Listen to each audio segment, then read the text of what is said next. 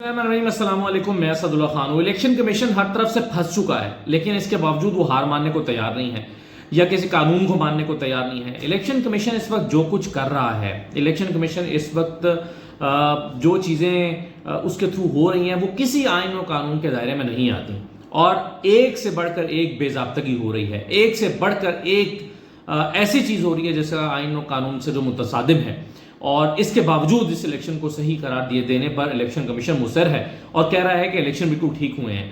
لیکن حقیقت کیا ہے؟ حقیقت یہ ہے کہ ابھی تک، یعنی اجلاس قومی اسمبلی کا بلا لیا گیا پرسوں صبح، اس کے باوجود ابھی تک جو بے ضابطگیاں ہیں ابھی بھی وہ جاری ہیں۔ مثلا ایک بڑی چیز جو میں آپ کے سامنے رکھتا ہوں وہ یہ ہے کہ آپ، یعنی الیکشن کمیشن خود الیکشن ایکٹ کی خلاف ورزی کر رہا ہے اور پورے دھڑلے سے کر رہا ہے، پورے دھڑلے کے ساتھ الیکشن ایکٹ کی خلاف ورزی کر رہا ہے۔ اگر آپ الیکشن ایکٹ 2017 کا سیکشن 95 اور اس کی سب کلاس 10 دیکھیں تو اس میں لکھا ہے کہ on receipt of documents under sub section 8 میں دیے گئے ڈاکومنٹ جو ہیں، وہ سب سیکشن 8 کیا ہے وہ میں آپ کو بتاتا ہوں۔ سب سیکشن 8 میں دیے گئے ڈاکومنٹ جو ہیں، the commission shall within 14 days from the date of the poll publish the documents on its website۔ 14 دن کے اندر الیکشن کمیشن ان ڈاکومنٹس کو اپنی ویب سائٹ پر پبلش کرے گا، جو کہ سب سیکشن 8 میں بتائے گئے ہیں۔ اب سب سیکشن 8 کیا کہتا ہے؟ اس میں وہ کہتا ہے کہ یہ تمام فارمز جو ہیں یہ ویب سائٹ پر ڈکلیئر کیے جائیں۔ کون کون سے form? Sign copies of the consolidated statements of the results of the count and final consolidated form، یعنی form 45 together with results of the count and form 49 and the ballot paper account form 46 as received from the returning officers۔ RO سے، یعنی presiding officer سے جو یہ تمام forms اکٹھے ہوں گے، اس کو 14 دن کے اندر 14 یوم کے اندر اپنے جو ہے وہ ویب سائٹ پر ڈالنا ضروری ہوگا۔ اور 14 دن کب گزر چکے ہیں؟ 14 دن 22 فروری کو گزر چکے ہیں۔ 22 فروری کو یہ ڈیڈ لائن گزر چکی ہے اور الیکشن کمیشن نے اس ڈیڈ لائن کو بیٹ نہیں کیا۔ اب الیکشن کمیشن کا قانون دوسری جماعتوں کے لیے تو یہ ہے کہ پاکستان تحریک انصاف اگر اپنے الیکشن کرا کے 14 دن کے اندر رزلٹ الیکشن کمیشن میں جمع نہ کرائے تو اس کے الیکشن کو ماننے سے انکار کر دیا جاتا ہے اور کہا جاتا ہے کہ جناب آپ کو الیکشن سمبل نہیں مل سکتا، کیونکہ آپ نے الیکشن ایکٹ کی خلاف ورزی کی ہے، آپ نے قانون کی خلاف ورزی کی ہے، اور آپ نے 14 دن کے اندر اپنا جو الیکشن کا رزلٹ ہے انٹرا پارٹی الیکشن کا وہ جمع نہیں کرایا۔ اور خود الیکشن کمیشن پورے پاکستان کا اتنا بڑا رزلٹ جو ہے، جو کہ 14 دن کے اندر اس قانون کے مطابق، ایکٹ کے مطابق اس کو اپنی ویب سائٹ پہ ڈسپلے کرنا ہے، وہ نہیں کیا، اور اس کے باوجود حکومتیں بن رہی ہیں، یہاں پر جناب وزیر اعلیٰ بن رہے ہیں، وزیر اعظم بن رہے ہیں، فارم 45 ڈسپلے نہیں ہوئے، ویب سائٹ کے اوپر شائع نہیں ہوئے، فارم 46 بھی نہیں ہوا، فارم 49 بھی نہیں ہوا، فارم 48 بھی نہیں ہوا، صرف فارم 47 جو ہاتھ سے بنایا گیا یا فیک ڈاکومنٹ بنایا گیا، وہ فارم 47 ڈسپلے کر دیا گیا۔ تو الیکشن کمیشن جو ہے وہ قانون کی خلاف ورزی کر رہا ہے، مسلسل کر رہا ہے، اور کرنے کے باوجود جو ہے وہ اپنے الیکشن کو درست قرار دینے پر اصرار کر رہا ہے۔ اچھا، اب آپ دیکھیے کہ جو پی ٹی آئی کی مخصوص نشستوں پر اس وقت، یعنی آپ آج بلا لیا گیا تو علیحدہ بحث ہے کہ صدر صاحب نے جو ہے وہ انکار کیا کیونکہ ہاؤس نامکمل ہے۔ سیدھی سی بات ہے بھئی، اگر ہاؤس ہی نامکمل ہو تو وہ اسپیکر کا انتخاب کیسے کر سکتا ہے، وزیر اعلیٰ کا انتخاب کیسے کر سکتا ہے؟ یعنی آپ نے کوئی 25-30 لوگوں کو نوٹیفائی نہیں کیا، 30-40 لوگوں کو نوٹیفائی نہیں کیا، اور نوٹیفائی کیے بغیر آپ وزیر اعلیٰ کا انتخاب کرا رہے ہیں، تو سسٹم تو مذاق بن کے رہ گیا نا۔ کیسے ہو سکتا ہے کہ آپ فارم، یعنی آپ جو ہے وہ کمپلیٹ کیے بغیر ایک اسمبلی کو، تمام لوگوں کو نوٹیفائی کیے بغیر، چلے مان لیا کہ آپ یہ پی ٹی آئی کو ریزرو سیٹس نہیں دینی تو کسی اور کو دے دیں، کسی اور کو دی ہوتی تو بھی ہم کہتے کہ چلے اپنا جو کورم ہے وہ مکمل کر لیا ہے۔ یہاں پر تو اسمبلی کا کورم مکمل ہی نہیں ہوا، اور کورم مکمل کیے بغیر وزیر اعلیٰ کا انتخاب بھی ہو گیا پنجاب میں۔ ریزرو سیٹس کس کی ہیں کس کی نہیں ہے پتہ ہی نہیں ہے، یعنی ابھی ریزرو سیٹس پر لوگوں نے آنا ہے اور پہلے ہی جناب ہو گیا ہے، الیکشن ہو گیا۔ یہی قومی اسمبلی میں ہونے جا رہا ہے۔ ریزرو سیٹس ابھی ڈیسائیڈ نہیں ہوئی کہ وہ پی ٹی آئی کو ملیں گی، سنی اتحاد کونسل کو ملیں گی کہ نہیں ملیں گی، یا باقیوں میں بانٹ دی جائیں گی، اس سے پہلے اسپیکر کا انتخاب بھی ہو جائے گا۔ تو آپ دیکھیں نا، یہ غیر آئینی تو چھوڑیں، غیر منطقی بات ہے، منطقی نہیں ہے اس میں، یہ غیر منطقی بات ہے کہ آپ کا ہاؤس مکمل نہ اور آپ الیکشن کرا دیں۔ تو الیکشن ہونے جا رہا ہے جناب، ہاؤس کے مکمل نہیں ہے۔ تو یہ لیکن یہ جو ڈیبیٹ ہے کہ پی ٹی آئی کی مخصوص نشستیں روکی جا سکتی ہیں، یا نہیں روکی جا سکتی، تو اس پر جو ہے وہ ان لوگوں نے بھی جو پی ٹی آئی کے مخالف مانے جاتے ہیں ان لوگوں نے بھی اپنی رائے کا اظہار کیا، جن میں سے ایک قمر دلشاد ہے مثلا. ابھی دیکھیں آپ، ابھی محسن نقوی صاحب کی کیبنٹ میں رہے اور پی ٹی آئی کے اگینسٹ انہوں نے بڑا کلیئر موقف لیا ہوا تھا.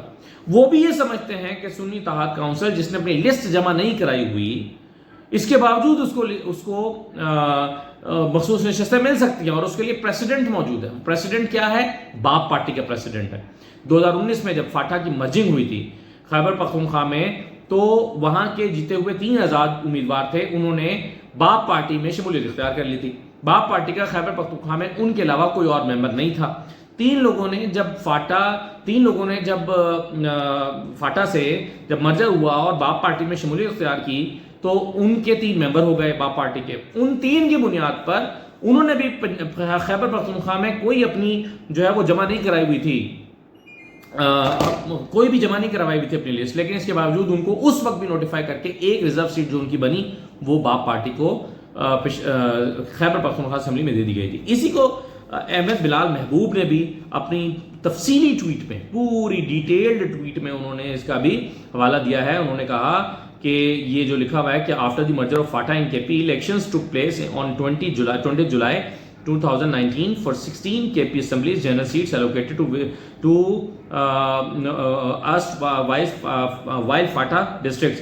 Among the winners were 6 independent MPs, out of which 3 surprisingly decided to join BAP party, a party which did not exist in KP assembly earlier. Based on the strength of 3 out of 16, BAP was allocated one of the 4 seats reserved for women. This was despite the fact that BAP had not submitted a priority list of its candidates against reserved women seats. یہ اب خود احمد بلال محبوب صاحب کہہ رہے ہیں، اور احمد بلال محبوب صاحب کے بارے میں آپ جانتے ہیں کہ وہ بھی یہ ان لوگوں میں شامل ہیں جو سمجھتے تھے کہ پی ٹی آئی کے جیتے ہوئے ممبرز پی ٹی آئی میں شمولیت اختیار نہیں کر سکتے کیونکہ ان کے پاس سمبل نہیں تھا. تو یہ ان کا موقف رہا ہے. تو اب بہرحال وہ بھی یہ کہہ رہے ہیں کہ یہاں پر سنی اتحاد کونسل کی بہرحال ریزرو سیٹس بنتی ہیں. تو اب یہ فیصلہ اگر کورٹ میں چلا جاتا ہے اور کورٹ نہ جانے کیا فیصلہ کرتی ہے، خیر ویسے تو کیا رہ گیا کورٹ کیا فیصلہ کرے، لیکن اگر کورٹ فیصلہ کرتی بھی ہے تو تب تک وزیر اعظم کا انتخاب ہی ہو چکا ہوگا تو اس سے کیا فرق پڑے گا. اچھا، اب یہ جو ایک بات ہے، ایک اور اس میں ایک نقطہ، وہ نقطہ یہ ہے کہ آئینی مدت میں اگر 21 دن کے اندر قومی اسمبلی کا اجلاس نہیں بلایا جاتا فرض کیجئے تو کیا ہوگا. تو جب الیکشن کی بات ہو رہی تھی تو ہم کہا کرتے تھے کہ الیکشن کو آئین کے آرٹیکل 224 کے مطابق 90 دن کے اندر ہونا چاہیے. تو بہت بڑے بڑے دانشور قانونی ماہرین ہمیں کہا کرتے تھے کہ اگر کوئی کام جو 90 دن کی آئینی مدت میں نہ ہو یا کسی بھی آئینی مدت میں نہ ہو تو آرٹیکل 254 کہتا ہے کہ پھر بھی وہ آئینی ہی تصور ہوگا، یعنی آئینی مدت کے بعد ہونے والا کام بھی آئینی ہی تصور ہوتا ہے.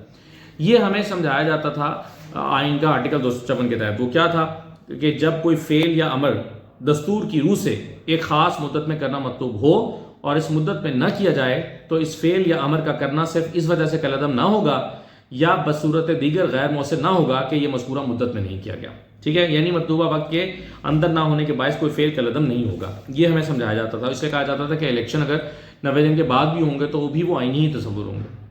تو آج جو بہت بڑے بڑے دانشوروں نے شور مچایا ہوا ہے کہ 21 دن کے اندر اگر اجلاس نہ بلایا اسمبلی کا تو غیر آئینی ہوگا، تو اگر 21 دن کے بعد 22ویں دن یا 24ویں دن بھی بلایا جاتا ہے تو ہوگا تو وہ بھی آئینی، اس قانون اس کے مطابق، اس کی روح سے، آرٹیکل 254 کی روح سے وہ بھی آئینی اور قانونی ہی ہوگا. تو بہتر یہ ہے کہ پہلے فورم پورا کیا جائے، چاہے اس میں 2-3 دن ایکسٹرا ہی کیوں نہ لگ جائے، پھر بلایا جائے، اجلاس بلایا جائے. یہ بھی ایک ڈیبیٹ موجود ہے کہ یہ جو عبوری، اور یہ بھی خود قمر دلشاد صاحب نے کہا ہے، انہوں نے کہا ہے کہ عبوری جو اسپیکر ہے راجہ پرویز اشرف، یہ تو اجلاس بلا ہی نہیں سکتا. اجلاس تو وہی بلا سکتا ہے جو کہ منتخب اسپیکر ہوگا اگر اجلاس بلانا بھی ہو، اگر صدر نہ بلائے تو اس کے باوجود جناب آپ دیکھیے گا اجلاس بھی بلا لیا گیا ہے، اجلاس ہو بھی جائے گا، کورم پورا کیے بغیر یا ریزرو سیٹس پوری کیے بغیر، نمبر پورا کیے بغیر اجلاس بھی، وزیر اعظم بھی بنا لیا جائے گا. کیونکہ اس ملک میں کوئی آئین و قانون کی اہمیت تو بچی نہیں ہے. اس میں تو بس جو ہونا ہے وہ ہو جانا ہے. اور عدالتیں انفارچونیٹلی اب اسپائنلیس ہو گئی ہیں یا اپنی اہمیت کھو چکی ہیں. اور اس سارے معاملات میں دیکھیے نا، اب یہاں پر لوگ فارم 45 لیے پھر رہے ہیں، دیکھیے گا 2-2 سال لگ جائیں گے ان کو اپنے رزلٹس ڈھونڈنے میں کہ کیا ہوا ہے. تو اگر یہ آپ کا جوڈیشل سسٹم بن کے رہ گیا ہے تو پھر تو خدا نخواستہ جو ہے وہ مطلب پھر مایوسی ہے جو کہ ہمیں ہر طرف دکھائی دے رہی ہے. اجازت دیجیے، اللہ حافظ.